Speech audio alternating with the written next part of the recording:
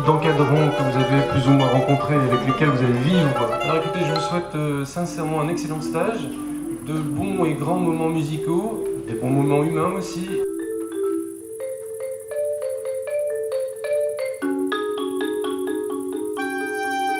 De la flûte à la clarinette, en passant par l'alto et le basson, voilà 3 ans que les Notes d'été, festival de musique classique, transportent les Sénois mélomanes. Avec une particularité, celle d'intégrer de jeunes stagiaires de l'Académie internationale de musique, leur permettant de côtoyer des personnalités reconnues.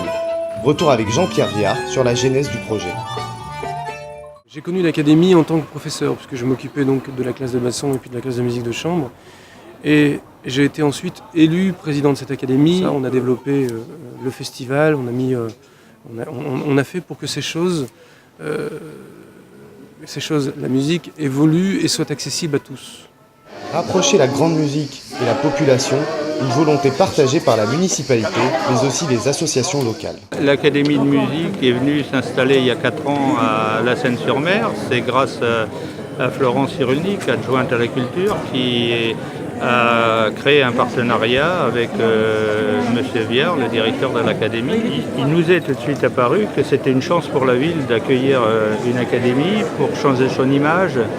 Et puis, il faut dire que la Seine a une longue tradition musicale. Il y a toujours eu un conservatoire. La Seinoise est une des premières philharmoniques qui a été créée en France. Donc, il y a beaucoup de gens qui s'intéressent à la musique. Il y a beaucoup de grands musiciens de renom qui vont dans des grands orchestres, dans des grands conservatoires et qui font même des carrières internationales. On commence en février-mars, à peu près. Ouais. Pour être prêt, et on est prêt sur les chapeaux de roue au 20 juillet. Je veux dire que c'est fatigant, mais c'est exaltant. Voilà, parce que c'est un truc qu'on aime. C'est vrai qu'au début, on était surpris. On ne savait pas bien comment ça allait marcher, qu'est-ce que c'était. La première année, ça a été vraiment, on l'a fini un peu plus bas que les rotules.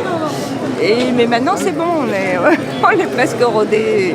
On intervient surtout dans le domaine de l'administratif et du financier, avec une subvention pour l'association de l'Académie et ensuite une aide technique sur place dans la recherche de salles. De temps en temps, il y a un harpiste un guitariste qui casse sa guitare, un harpiste qui a besoin d'une corde de rechange et ainsi de suite. Donc on essaye de pallier à tous ces problèmes.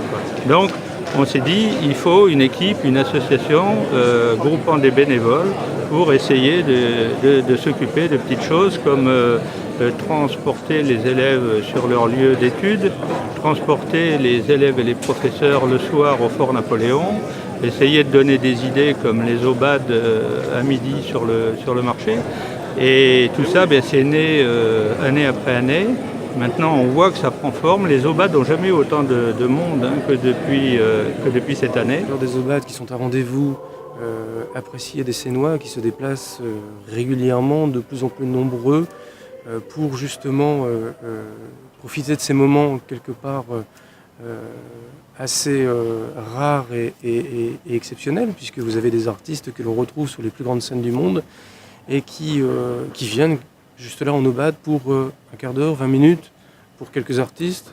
Quand vous voyez un concert symphonique ou un concert quel qu'il soit, il y a une scène en général en hauteur, et puis un public qui se trouve dans une salle, voilà. Il y a effectivement la barrière de la scène. Chez nous, ces choses n'existent pas, puisque, je veux dire, tout ce que nous faisons, nous avons de très très grands artistes qui sont à disposition, voilà, je veux dire, lorsque le spectacle est terminé, on prend la même porte pour sortir.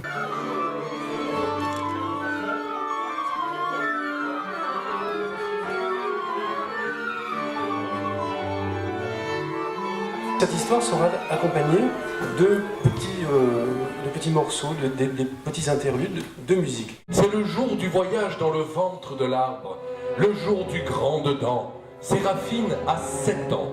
Elle ne peut plus se contenter des croquenotes et du soleil. Elle doit savoir. Quoi ? Les enfants des centres de loisirs sénois ont pu apprécier le talent des jeunes stagiaires lors d'une répétition générale au collège Paul-Éluard.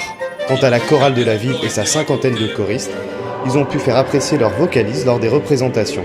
Des preuves du lien culturel fort qui unit le festival et la Seine-sur-Mer.